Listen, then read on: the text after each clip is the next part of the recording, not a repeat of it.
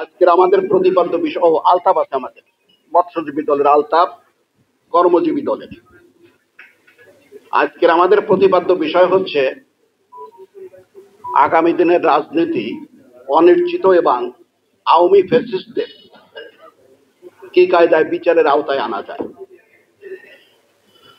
আগামী দিনের রাজনীতি অনিশ্চিত হবে না যদি তত্ত্বাবধায়ক সরকার বা অন্তর্বর্তীকালীন সরকার যেটা রয়েছে তাদের উপর যে অর্পিত দায়িত্ব, সেই দায়িত্ব যদি তারা পালন করে। তাদের দায়িত্ব হলো একটি নির্বাচন সমাপ্ত করা, সংস্কার, তারপর নানান রকমের আপনার এইগুলা তাদের দায়িত্ব না। তাদের দায়িত্ব হচ্ছে 3 মাসের মধ্যে একটা ভালো একটা বিতর্ক হয় না এমন একটা নির্বাচন সমাপ্ত করা। পূর্ববর্তী যে সকল আপনার তত্ত্বাবধায়ক সরকার বাংলাদেশে আসছিল 4 বার। প্রথম যে তত্ত্বাবধায়ক সরকার আসছিল শাহাবুদ্দিন সাহেবের নেতৃত্বে, তারা 2 মাস 23 দিনের মধ্যে তাদের নির্বাচন সম্পন্ন করেছে। পরবর্তী তত্ত্বাবধায়ক সরকার যেটা আসছিল বিচারপতি হাবিবুর রহমান সাহেবের নেতৃত্বে, তারা 2 মাস 27 দিনের মধ্যে নির্বাচন সমাপ্ত করেছে। পরবর্তী যে সরকার আসছিল বিচারপতি লতিফুর রহমান সাহেবের নেতৃত্বে, তারা 2 মাস 25 দিনের মধ্যে নির্বাচন সমাপ্ত করেছে, মানে 3 মাস অতিক্রান্ত হয় নাই। কিন্তু ওই যে ফখরুদ্দিন আর মঈনুদ্দিনের যে সরকার, যারা আজকে দেশ থেকে বিতাড়িত, মোটা কম্বল নিয়ে যারা বিতাড়িত হয়েছেন, তারা নির্বাচন সমাপ্ত করতে 2 বছর লাগছে। তারা আপনার নানান রকমের কাজ করছে। একটা কাজ যেটা করছে সেটা হলো ভয়ানক কাজ করছে তারা, যেটা তাদের দায়িত্বের মধ্যে না। সেটা হলো আপনার নির্বাচনের যে এরিয়া, এইটাকে বলে নির্বাচনে সংসদীয় আসন, এই আসনগুলোকে তারা পুনর্বিন্যাস করেছিল। পুনর্বিন্যাস করতে গিয়ে কি করছে আপনার, এইটাকে বলে ইংরেজিতে ডিলিমিটেশন। তাদের এটা কিন্তু দায়িত্ব না, তারা এটা অতিরিক্ত দায়িত্ব পালন করছিল।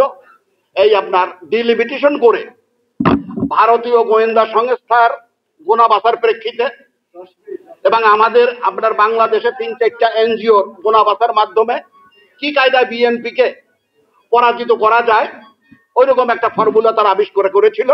এবং এই আবিষ্কার করে বিএনপির 51টা সিট আপনার কমে গিয়েছিল। ওইখান থেকে হলো আওয়ামী লীগের আপনার এই ক্ষমতা দখল করা, এই বেআইনি ভাবে বিনা ভোটে। এই যে দখল যে তারা করলো, এই দখল থেকে তারা বলল যে আমরা 41 সাল পর্যন্ত থাকবো। আবার আমাদের মধ্যে কিছু কিছু লোক বলতো যে ভারত আর শেখ হাসিনা থাকতে এদেরকে দমন করা যাবে না। 2-4 জন সাংবাদিকরা, জ্ঞানীরা, পণ্ডিতরাও বলতো। আবার আমাদের মধ্যে যারা আপনার এই আধা বিএনপি, তারা ওই যে আমাদের গিয়াসউদ্দিন খোকন বা রিপন, ওরা যেটা বললো যে আমাদের মধ্যে যেগুলা বিএনপি না, আওয়ামী লীগ না বিএনপি, এরা আবার কইতো যে না, শেখ হাসিনা থাকতে এই 41 না 61 দেয়, তারও কোনো নিরাকরণ নাই। কিন্তু ওই যে ফিরোজ শাহীর একটা গান আছে না,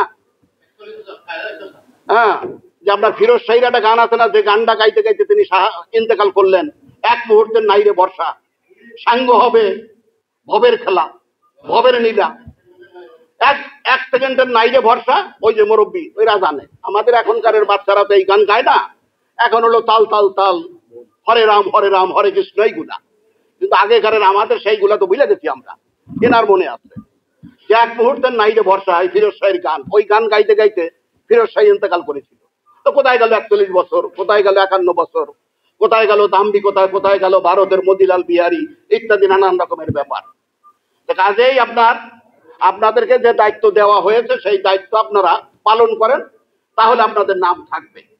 এর বাইরে আমাদের একটা বিএনপির প্রতিনিধি দল গিয়েছিল পরশুদিন।